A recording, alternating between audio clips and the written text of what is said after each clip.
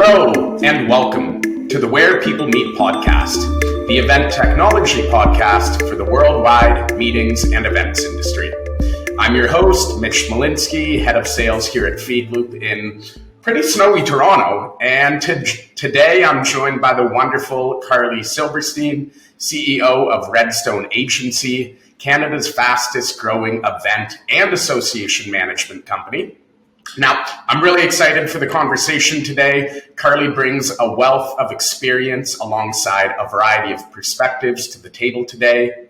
Following her schooling at Western University in London, Canada, Carly jumped headfirst into the events industry, lending her skills to a variety of firms before deciding to take the reins herself and founding Redstone Agency with her business partner, Bailey Roth, back in 2015.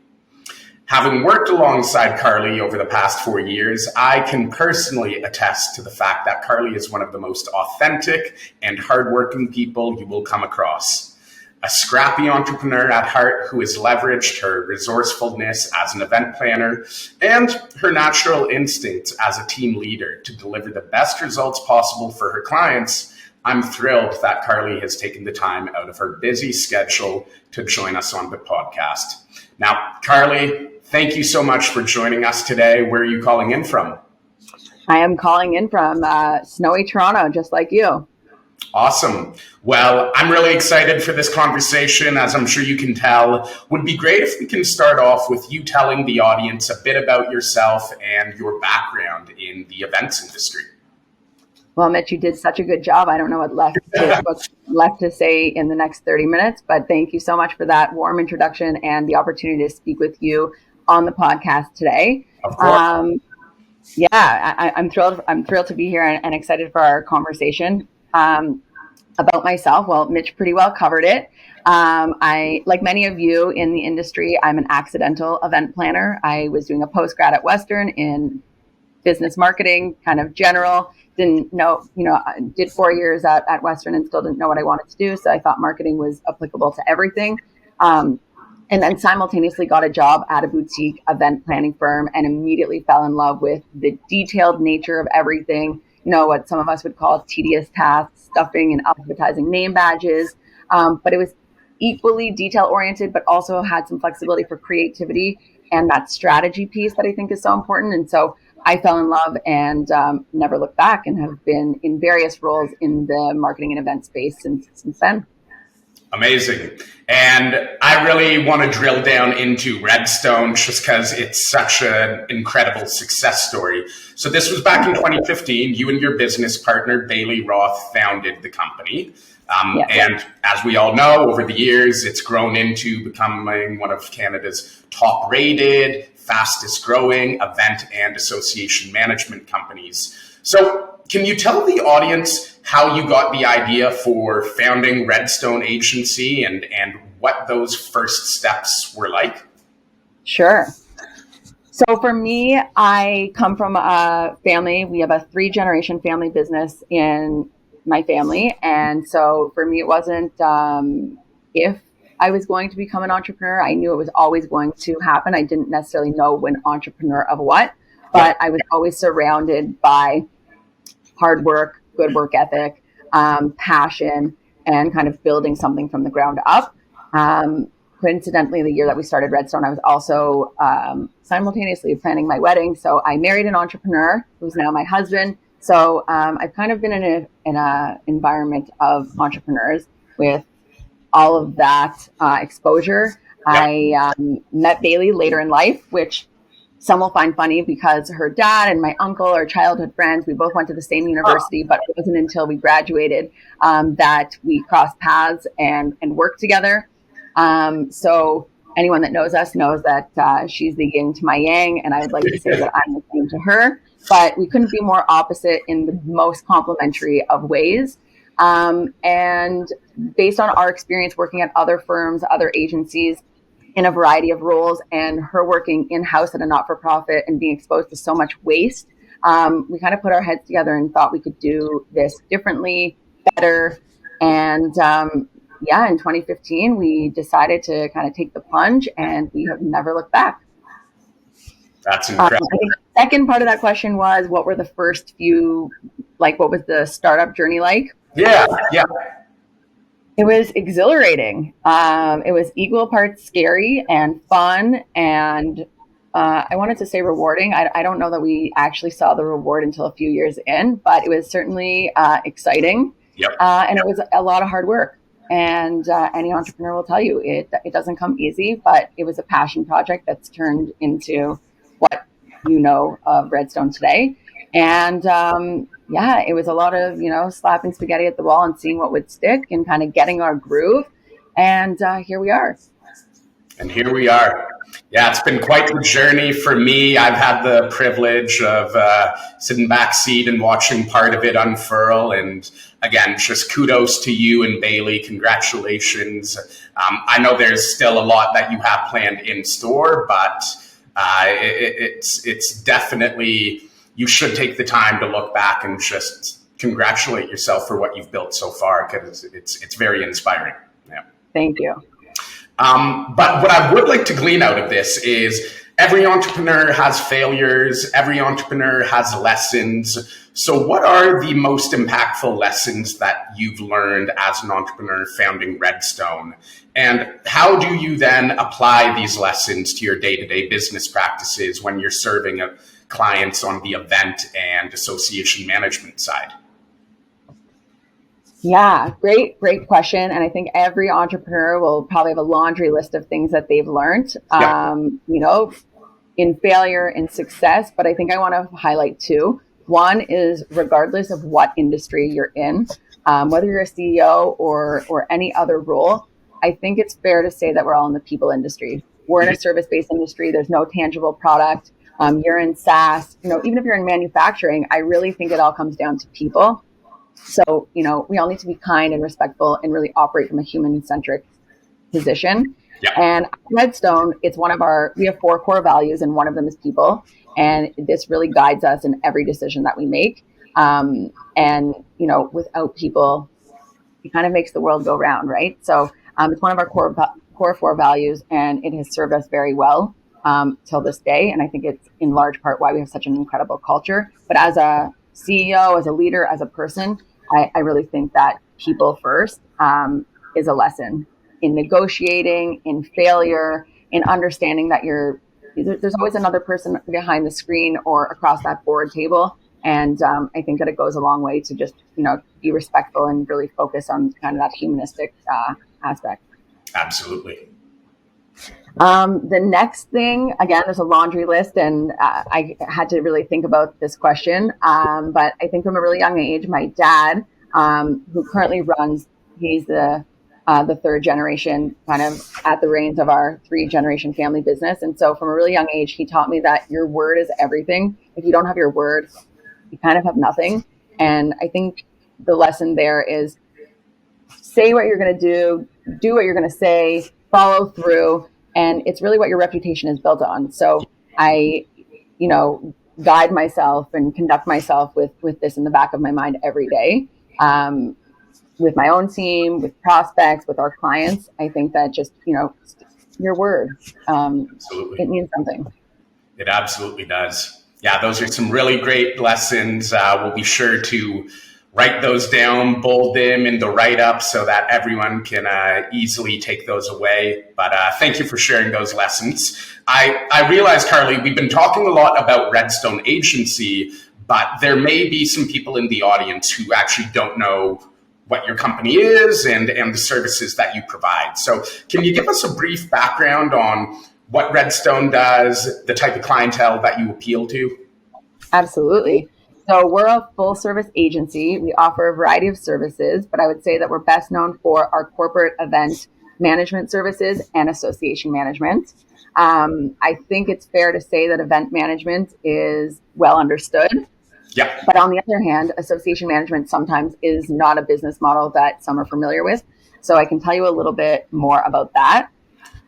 Essentially, we're a for-profit company that supports associations with their day-to-day operations, special projects, really anything that they require to advance, their membership value and their long-term goals. Yep. So, that could be anything from, board of director services, helping with board meeting prep, membership, annual general meeting, the day-to-day bookkeeping and financial aspect of the organization. Really, it runs the gamut, and we custom tailor our services to the unique needs of every client that we work with.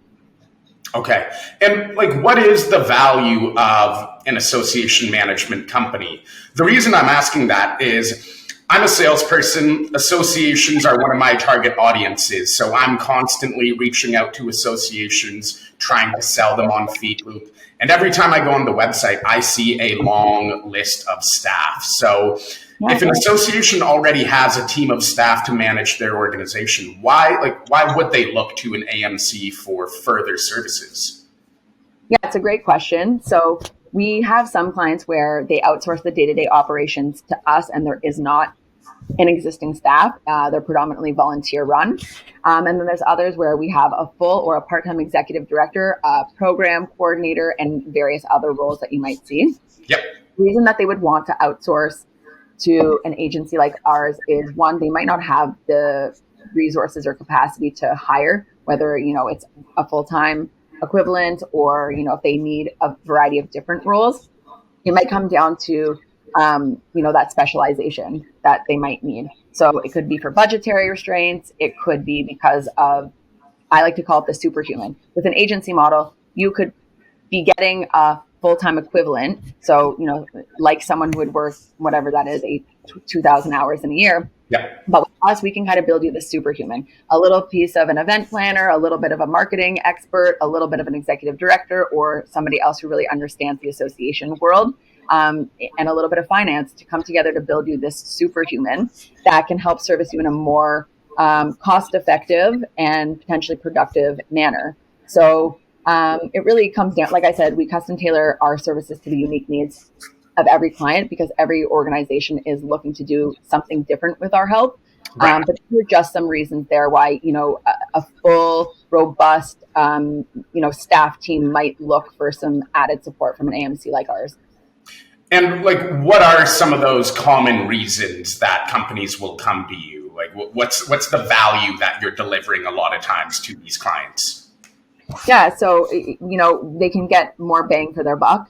So they don't have to go and deal with the headache of actually hiring. So payroll and taxes and benefits and all of that, but they can still get the fun stuff, the administration as well. But they can get the services or the work product of what that, what that staff person could do. They also could just be looking for more, a Jack or Jill of all trades. You hire somebody in a particular role, but you really just only need a little bit of that and a little bit of this, but we're not all good at absolutely everything. So it's, again, that superhuman where you get more versatile or variety of skill set and expertise. Again, for the same amount, instead of hiring 4 people, you just get one superhuman at an agency. And the other reason is expertise that might not exist or be accessible to them with the current makeup of their team or volunteers. I'll go back to the pandemic just very briefly. During that time, there were some associations that had in-house staff, as you mentioned, Mitch, but they didn't have virtual event expertise. And so, they needed to ramp up very quickly because June was fast approaching. Their annual general meeting was coming up, and they needed to deliver that meeting, if nothing else, to their members. And so they looked to our agency in many cases to help support their internal team, just to being able to select the platform, build out the platform, run the meeting with finesse and ease, and make it look like it was a well-oiled machine. But, they didn't have to ramp up and spend time and money hiring. Right. They could just outsource to us. So that would be some of the expertise that, people would outsource to us for. Yeah, absolutely. That makes sense. Tapping into that niche skill set and doing it in a really efficient yet effective way. I understand that. Now, one thing I hear a lot in the association industry is the question of how do we generate more revenue for our association? And a lot of the time, the biggest lever that you can pull is expanding your membership. A larger membership means more membership dues that you're collecting. It means more eyeballs and recognition provided to your sponsors and partners of the association. So for your association clients who come to you that are looking to expand their membership and thereby increase their revenue, what are some of the first strategies that you look to? Well, this is a loaded question, and it's one that we're passionate about because we help our clients with this a lot. Yep. So what we're talking about is membership dues. So that's called dues revenue. And then there's a whole other stream of non-dues revenue. So we kind of look at those two things, obviously together, but separately. Okay. So, on the membership side, I think it's really reflecting on one, market saturation or, market potential. So depending on the industry, maybe they only have 5% of the eligible or attract, the membership base that they're trying to attract. So we kind of take a macro view and see like, what is the market potential in your industry and where are you at? You have 50%, where are the other 50%? Then we do a competitive analysis. Are you like the authority in your industry, or are there other competing or similar type of organizations, and what are they doing? And then looking internal and seeing what is your member value prop. When's the last time it was revised? When's the last time you did a membership survey? When's the last time you increased, decreased, changed membership dues at all? So it's kind of like a macro view, and then moving in to look internally to see what is and is not working. And then, like I mentioned, there's the non-due side where there's a lot of unique opportunities, especially today with, the added adoption of virtual, whether it's, meetings or, special interest groups or community building. I think that there's just more momentum now by leveraging technology to infuse the organization with value outside of just their annual general meeting or their once a year conference. Right. So you would say that the world of events and event planning is one of those streams that goes into the non-member, non-dues. Absolutely. Okay. Well, as you know, a conference, there's a lot of expenses there, but it's a great opportunity for people to, connect and learn from one another in person and or online. So that reach definitely expanded. But yeah, outside of membership dues, the conference, in our experience, is likely the next leading revenue stream. Okay. So let's drill down into this. This is, of course, a podcast for events. Where do events fit into an association's overall strategy? Yeah, great question and a good segue. So as I mentioned, in many cases, it's the next largest revenue source for an association outside of membership dues. And of course, there are other ones like publications and certifications and other things. But, generally speaking, it is the conference. And I think that this ties back to why Redstone is both an event agency and association, because at minimum, every association is required by their bylaws to conduct an annual general meeting of members. Mm-hmm. And so I think that, historically, we've always seen the conference and trade show or whatever that format is happening a minimum of once a year, bringing their members together to, again, network, do business, educate, whatever your objectives are. So I think that the strategy is to build an experience around this. But I think more recently, what we're seeing is that the event strategy is becoming more than just this one touch point a year. It's not enough for people, or people are not really interested or willing to necessarily travel or have the budget to do so. So they're really looking to have more touch points, maybe not a 4-day, like multi-day conference in, Central Canada, East, West, which is a rotation we see for national organizations quite frequently. But now they want to do, a smaller regional meeting monthly. So people in, whether it's a special interest group or regionally segmented, but we're seeing that the events are really changing, I think, for the better, and becoming more of a focal point for associations in terms of driving value, revenue, and just, connection from sponsors and all stakeholders across the organization. Right. So it doesn't have to necessarily be this big beast of an annual conference. We're seeing a lot of more fragmented, smaller events that are getting smaller audiences, but they're being very specific in the value that they're delivering and the purpose of that event. Okay. Yeah. And I think what we've also seen throughout the pandemic is with virtual events, people are taking that concept of their typical 4-day annual conference and they're expanding it. They're taking the recordings from that event, they're uploading it into an on-demand resource library that people can access year-round. They're adding in community forums, that kind of stuff. So it's been really exciting for us to see the idea of an annual conference evolve over the past few years. And of course, technology plays a really key and vital role in that. So I'm excited what's to come. Yeah, absolutely. Yeah. And I think you hit the nail on the head. I think we saw people kind of run and chase the technology during the pandemic, but now that we're kind of arguably on the other side of it, they're trying to evaluate what parts of pre-2020 annual conference are they going back to, and what learnings from their event strategy throughout the pandemic are they also wanting to hold on to, and then they're coming to what their new iteration is in 2023. So again, like you mentioned, whether it was a condensed annual conference with, an on-demand or a hybrid component to it, or if it's, smaller scale meetings more frequently throughout the year, different geo regions or special interest focused.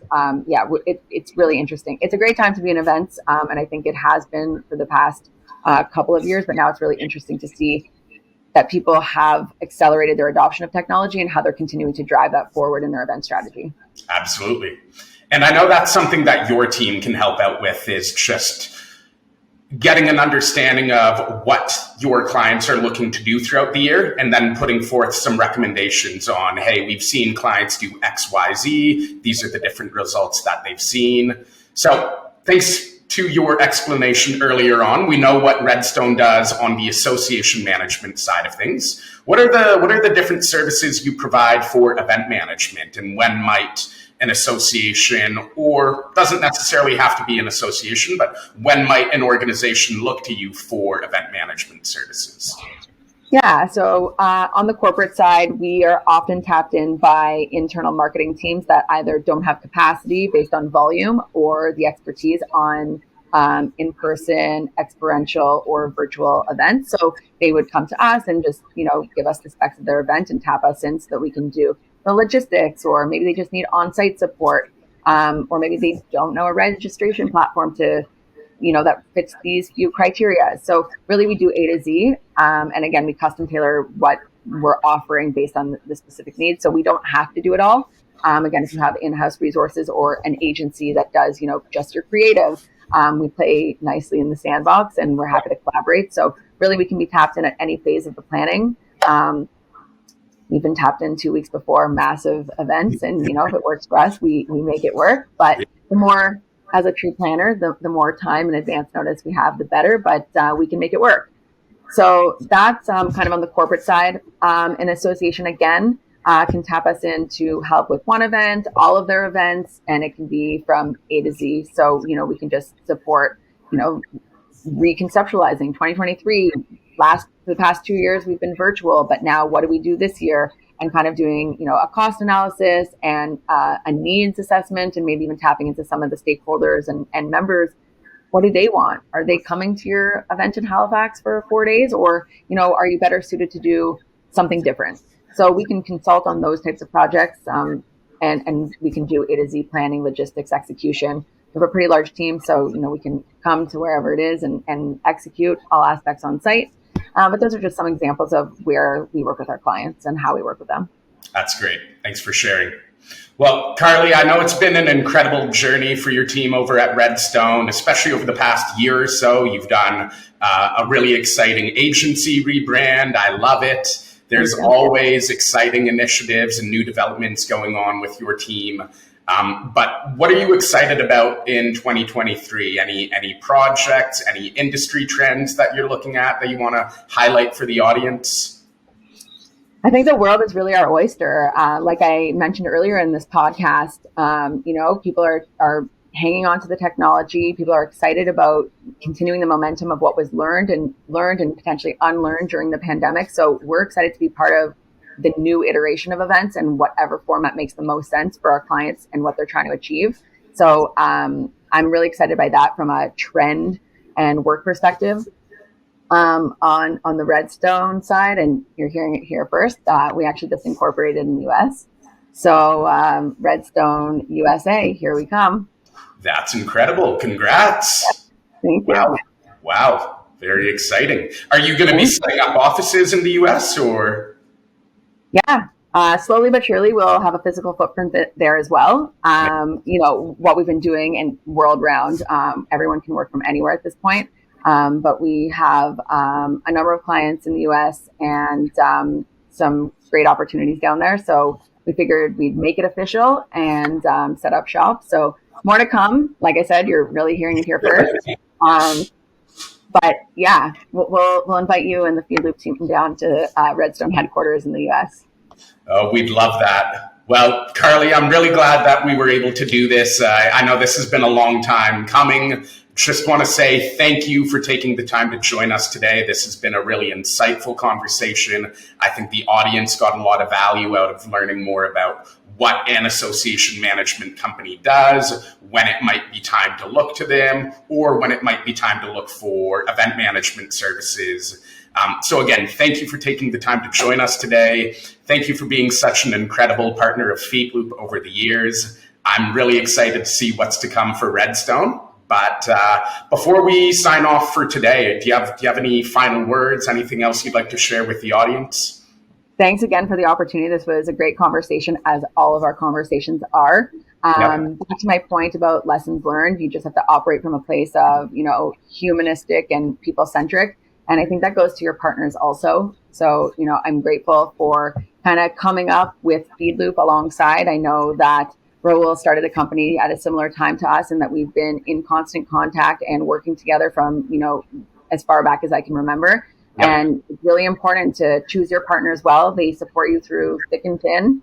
And the platform evolution on the FeedLoop side has just, you just spent the better part of 20 minutes kind of singing our praises and all the success on this side. But, to be a tech platform and a tech solution kind of in this ecosystem, and to be able to be as successful and thrive as well as your team has done, I think there's a congratulations in order there as well. You've supported Redstone through some thick and thin times, had some late nights, early mornings, some fun times, but I think it goes back to the humans behind the technology. The technology is fantastic. Don't get me wrong. We love it.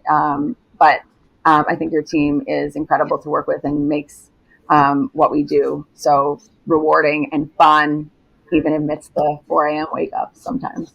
So thank you for your partnership. And I look forward to see what comes from your team as well. Absolutely. Those are incredibly kind words, Carly. Thank you. And again, I really want to emphasize what you mentioned earlier on in our conversation, in that it's really all about the people. That's what matters. So again, thanks for your time. To the audience, that wraps up our Where People Meet podcast with the wonderful Carly Silberstein. Everyone, thanks for your time today, and we'll see you next time on the Where People Meet podcast.